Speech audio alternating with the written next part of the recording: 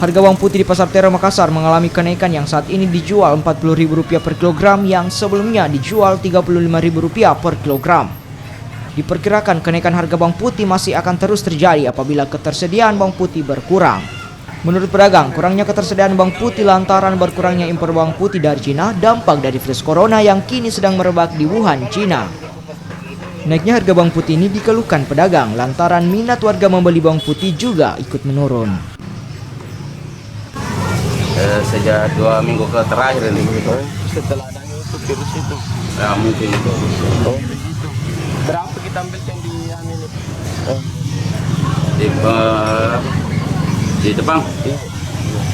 Bermacam-macam harga. Dan berapa kita ambil? Ya, Misalnya bawang putih yang Bawang putih ini yang importnya yang dari sini. oh ya, ada 750. Satu karung Iya, berapa kilo sih? 20. 20. Jadi kita jualkan berapa per kilo? Kadang 40. 40. Itu belum dikupas itu. Belum. Kalau sudah